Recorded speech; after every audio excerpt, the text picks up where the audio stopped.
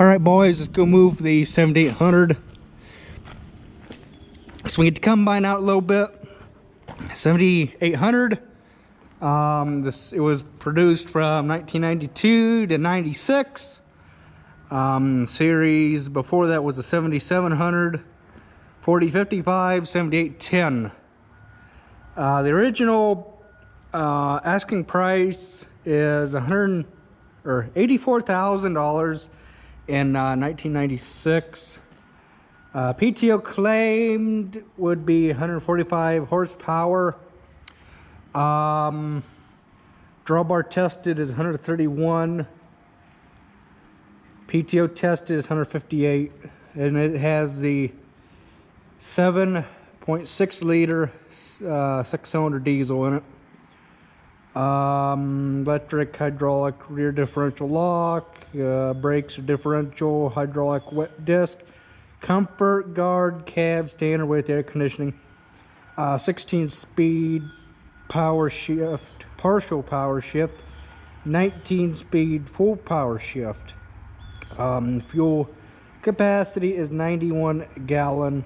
Hydraulic oil capacity is 22.9 gallons at 2900 psi.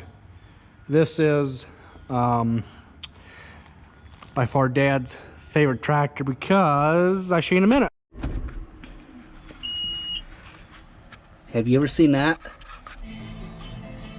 Oh, somebody's got the radio on. Low hours. It's only got 4,000 hours on it, boys. What'd you think about that?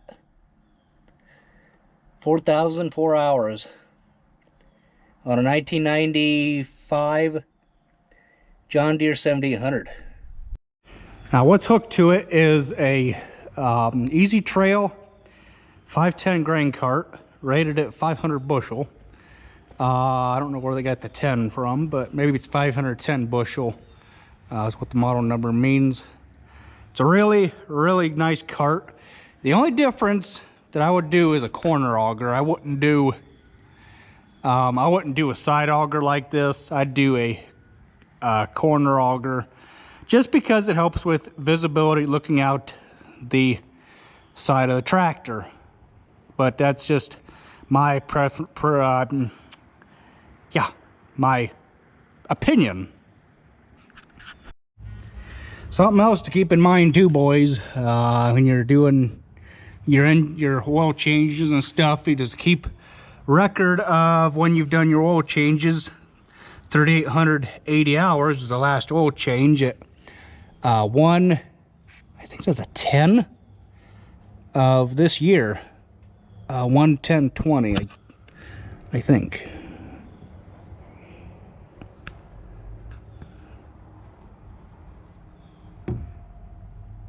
Yeah, 1/10/20. So it's been almost a whole another year, and we didn't really put that many hours on this tractor though.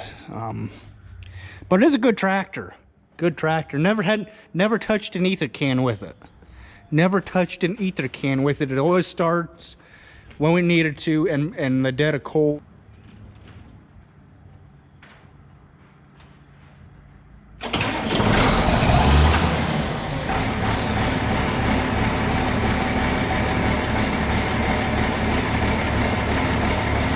All right, so this is what they call partial power shift.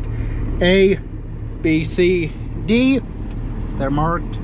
And then you get your 1, 2, 3, and 4 for forward, and then you get your 1, 2, 3, 4 for reverse.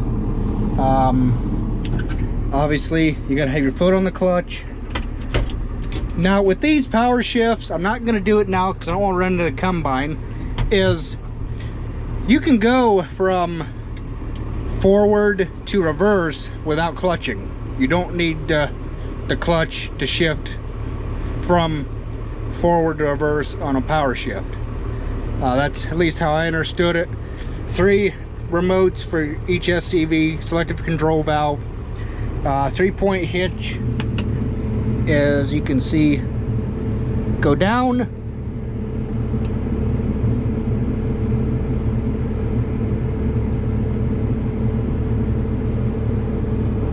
and then come back up.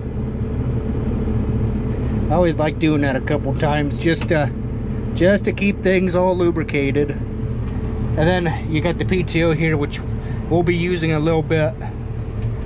CB, that's to turn it for the power. But yeah, I always like exercising them 3-point arms just to make sure they don't get all gummed up like the 7810. But yeah, then you got your HVAC controls over here and stuff, and AM FM radio, which I don't use that often, but yeah, lights and stuff over here, 4-way flasher thingies.